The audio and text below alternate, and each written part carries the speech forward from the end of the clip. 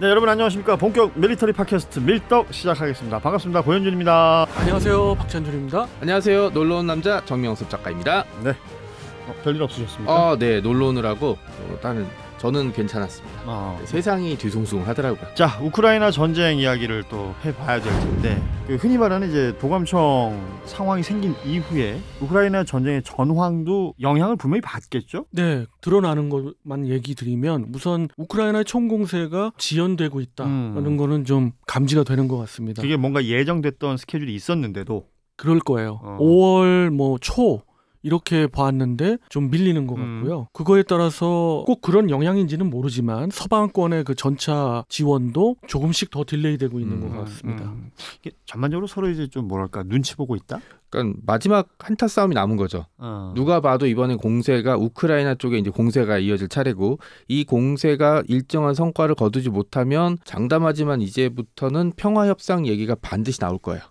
전력을 다 쏟아붓고 했는데 눈에 띄는 성과, 이제 작년 가을 같은 성과가 나오면 한 번 더 밀어주겠지만 전쟁이 끝날 때까지. 예. 그게 아니라 그러면 더 이상 전쟁을 해봤자 얻을 것도 없고 이제 슬슬 마무리하자라는 식. 특히 우크라이나 같은 경우는 미국과 유럽의 지원을 절대적으로 받고 있어서 지원을 중단해버리면 우크라이나 입장에서는 울며 겨자 먹기로 나올 수밖에 없고, 2024년에 미국 대선이 있어요. 그렇죠. 미국 대선의 결과에 따라서 공세나 이제 향후 전망이 많은 차이가 일어날 것 같습니다. 젤렌스키가 이제 얼마 전에 시진핑하고 통화했잖아요. 네. 중국의 역할이라는 것도 분명히 있을 것 같은데요. 하지만 저는 개인적으로는 중국이라는 국가의 어떤 신뢰성 이런 측면에서 중재자 역할이 과연 가능할 것인가에 좀 회의적이긴 한데 어찌됐든 그런 것들과 함께 분명한 것은 우크라이나의 대공세가 한 번 내지 두 번 있을 건데 거기에 결과에 따라서는 협상으로 갈 수밖에 없고 그러면 종전을 맞이하게 될 가능성이 짙다.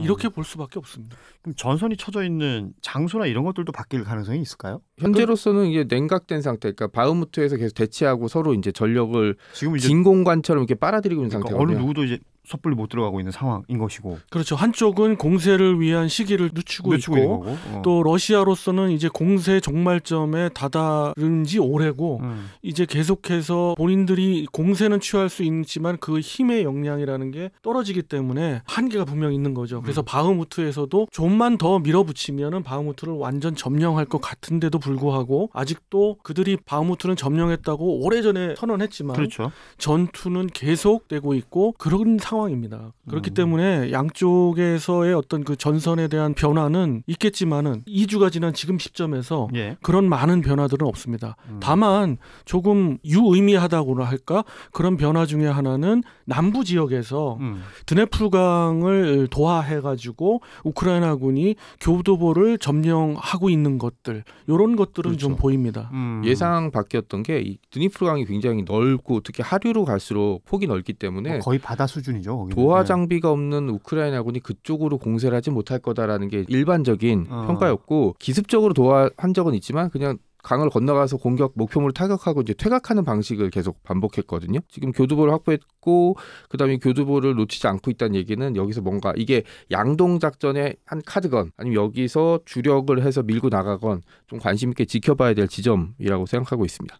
남부 지역이 사실은 중요한 거 아니에요? 따지자면 크림반도도 그렇죠. 연결이 되는 거고. 그렇습니다. 남부 지역에서 그러니까 헤르손이라고 볼 수 있죠. 헤르손에서 크림반도 경계선까지 160km 정도밖에 안 돼요. 그러면 우크라이나의 그 드넓은 영토를 비교해 봤을 때는 굉장히 중심이 짧다고 볼 수 있고요.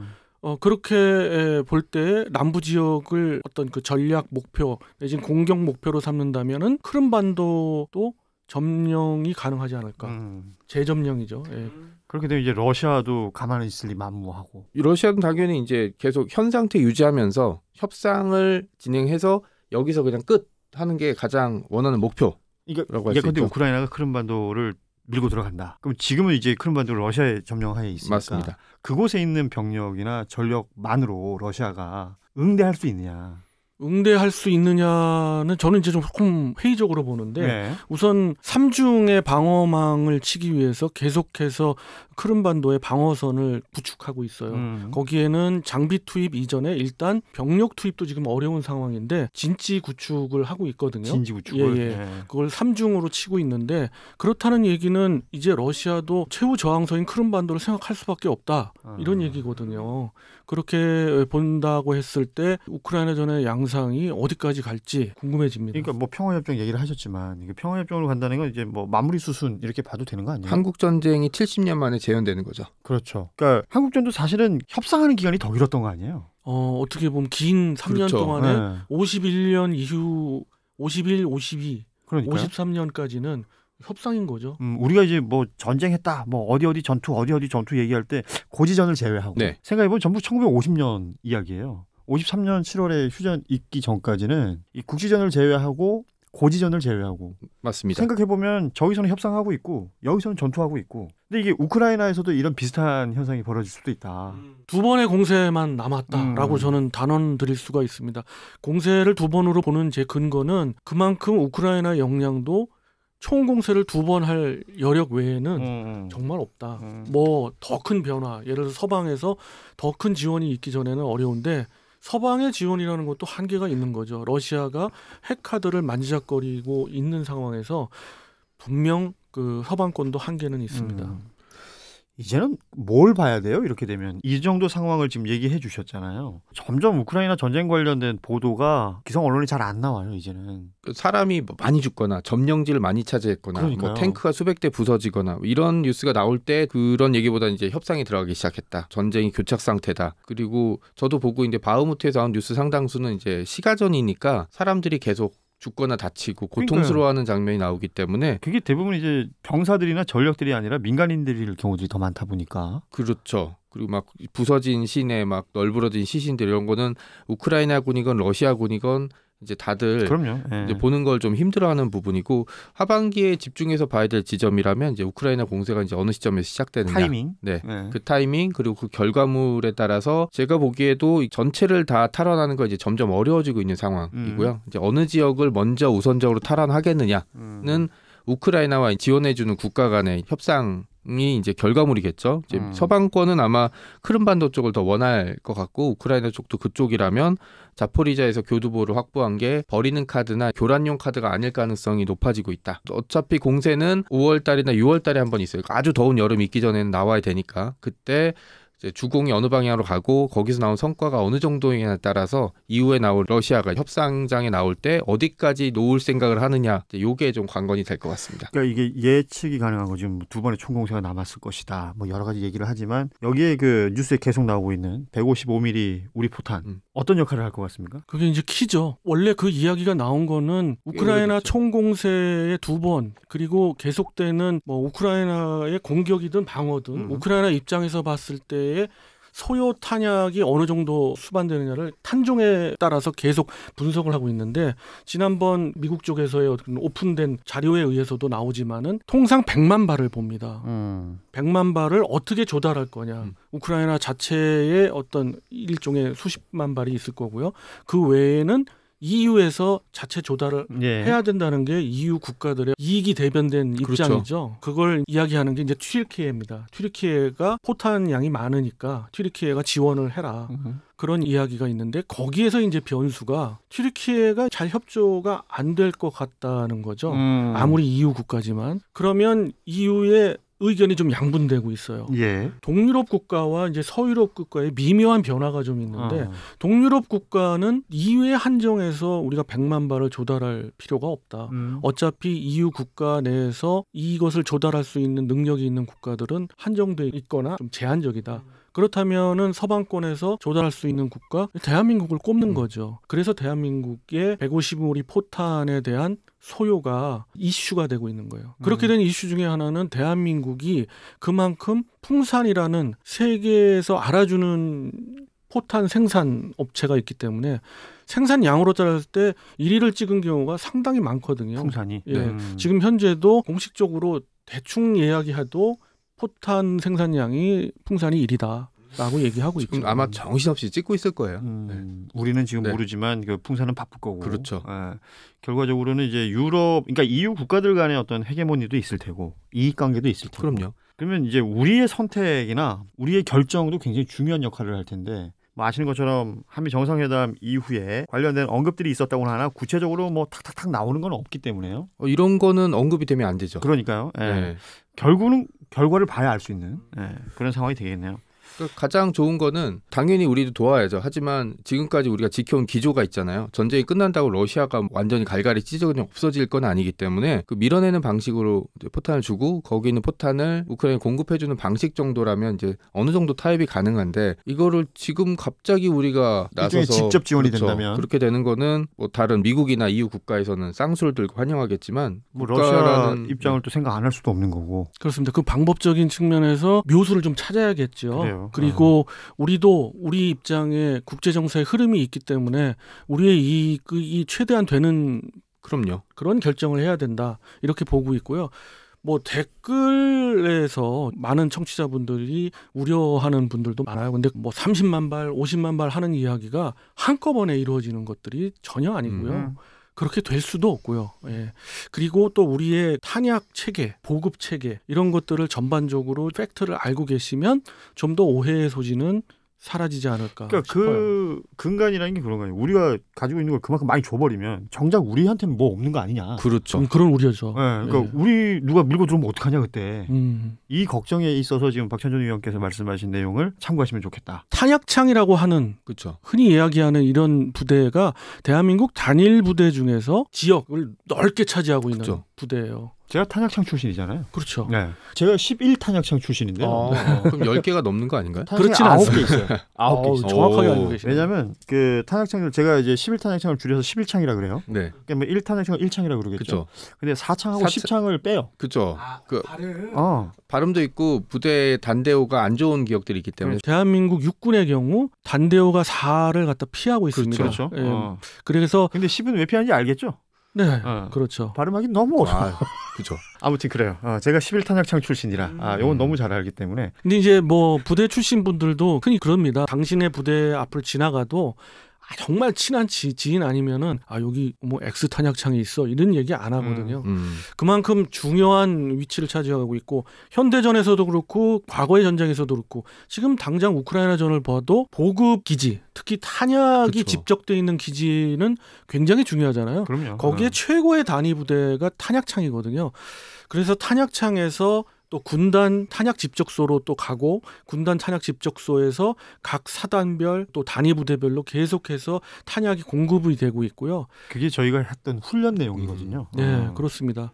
그리고 또 한간에서 예전에 뭐 2004년부터 이야기 많이 나온 것들 하루 탄약 소요량이 네. 한 달 소요량 봐도 안 된다. 어. 뭐 이런 이야기 국회에서도 이야기 많이 나오고 맞습니다. 하지 않습니까? 네. 근데 여러 가지 오해도 있었지만은 또 그거 일부 사실이긴 했어요. 근데 지금 시간이 많이 지났지 않습니까?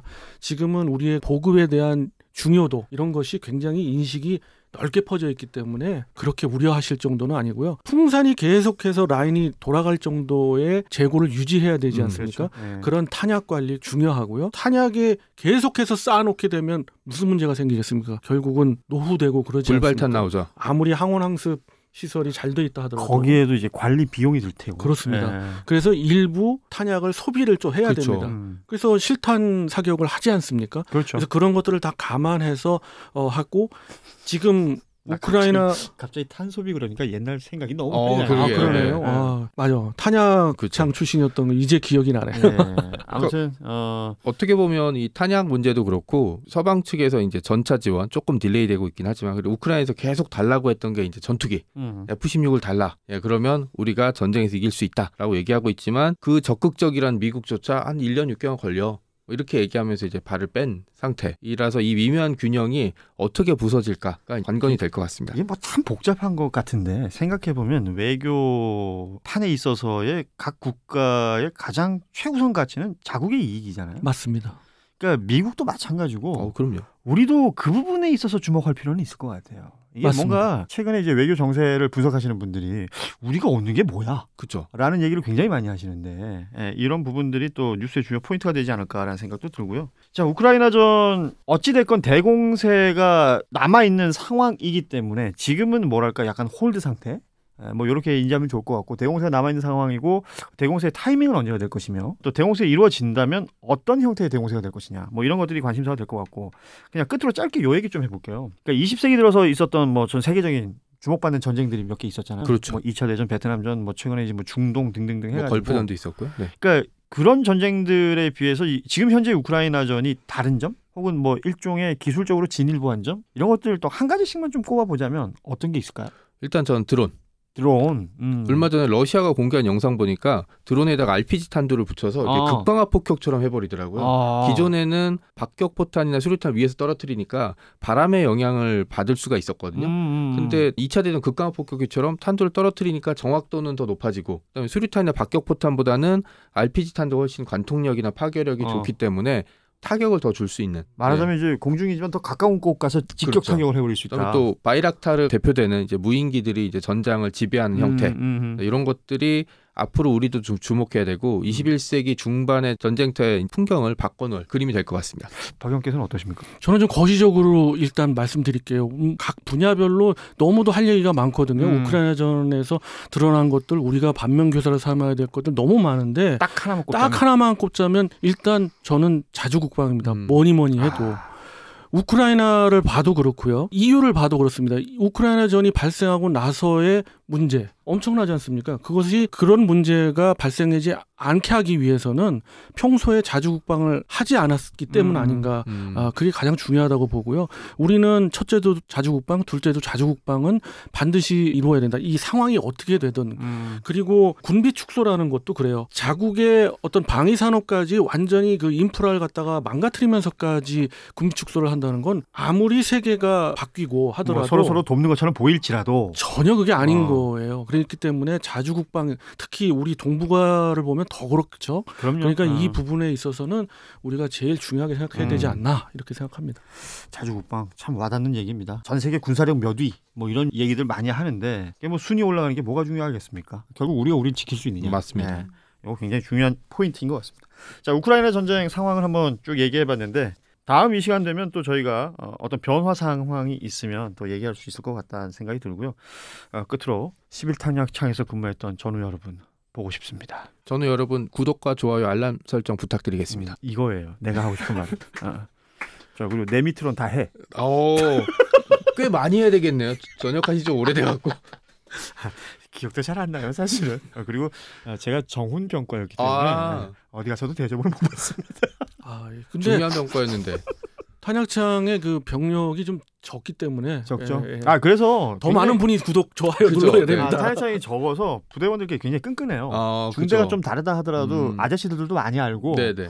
그런 것들이 좀 있기 때문에 보시는 분들은 그냥 인정상 한번 눌러주세요. 그럼요. 구독. 네. 아까 보니까 많이 안 늘었더라고. 네. 구독, 좋아요, 알림 설정 부탁드리면서 오늘은 여기서 마치죠. 고맙습니다. 안녕히 계세요.